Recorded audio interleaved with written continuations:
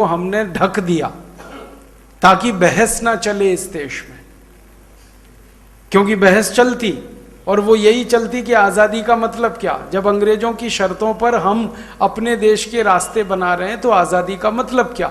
तो भारत में ऐसी कोई बड़ी बहस ना चले, इसके लिए संविधान ले आए और संविधान में वो सब उन्होंने डाल दिया जो अंग्रेज चाहते थे, गवर्नमेंट ऑफ इंडिया एक्ट के माध्यम से 1000 साल भारत को गुलाम रखने के लिए। इसलिए हिंदी अभी तक हमारे संविधान की भाषा नहीं बन पाई, इसलिए हिंदी को संवैधानिक दर्जा नहीं मिल पाया, क्योंकि गवर्नमेंट ऑफ इंडिया एक्ट और अंग्रेजों से किया गया ट्रांसफर ऑफ पावर एग्रीमेंट दोनों हिंदी विरोधी हैं, हिंदी को नकारते हैं।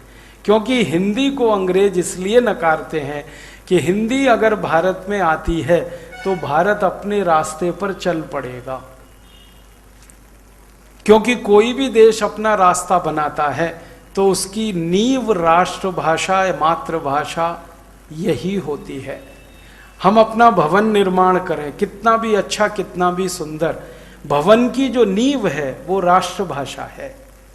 किसी भी राष्ट्र की जो बड़ी इमारत हमें दिखाई दे, भव्य से भव्य, उस इमारत के जो नींव के पत्थर हैं वो उस राष्ट्र की भाषा है। बिना राष्ट्र की भाषा के राष्ट्र गूंगा है,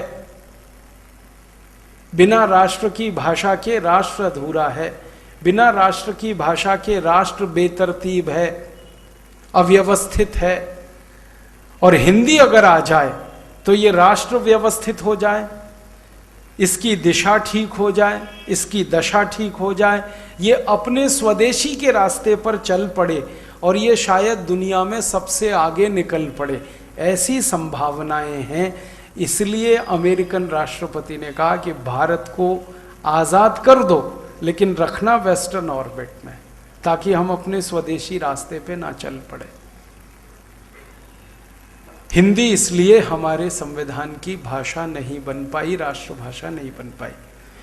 और फिर जब बहुत ज्यादा हंगामा मचा, एक बहुत महान व्यक्ति, उनका भी जिक्र करना बहुत जरूरी है, आचार्य राम मनोहर लोहिया।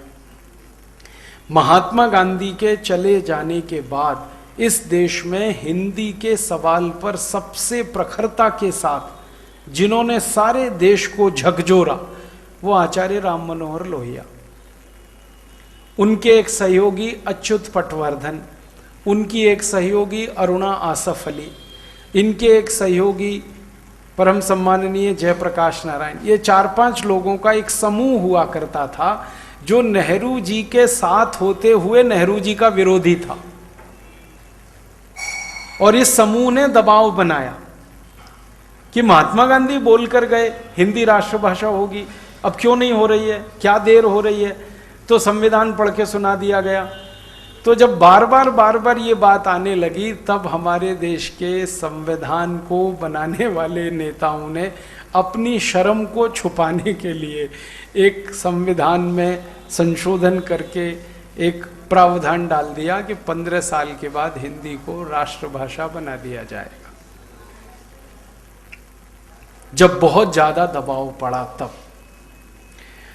और ये दबाव को एक तरफ से निष्प्रभावी करने के लिए हमारे दिल्ली के नेताओं ने दक्षिण के नेताओं को भड़काया हिंदी के खिलाफ। आप सभी जानते हैं तमिलनाडु में आंदोलन चला, वो दिल्ली के नेताओं ने भड़काया उस आंदोलन को कि तुम आंदोलन करो हिंदी के खिलाफ। वो तैयार नहीं थे करने को, भड़काया उन्होंने। और भड़काया क्यों? क्योंकि अंग्रेजों से उन्होंने तय कर लिया था कि भारत आजाद होगा तो हिंदी नहीं आएगी भारत में, यही थी शर्त ट्रांसफर ऑफ पावर एग्रीमेंट की। तो अंग्रेजों के प्रति अपनी वफादारी निभाना और अंग्रेजों के प्रति अपनी वफादारी को साबित कराना, इसके लिए इन्होंने दक्षिण के लोगों को भड़काया, कुछ नेताओं को। उन्होंने हिंदी विरोधी आंदोलन चलाया। उस आंदोलन की गूंज लोकसभा राज्यसभा में हुई और ये कहा कि देखो हिंदी लागू हुई तो सारे देश में आग लग जाएगी। तो संविधान में एक ऐसा प्रावधान डाल दिया गया जिसके कारण हिंदी का रास्ता हमेशा के लिए बंद हो गया। अब वो प्रावधान ये है कि हिंदी राजभाषा तो है, राष्ट्रभाषा नहीं है। तब तक नहीं है जब तक कि भारत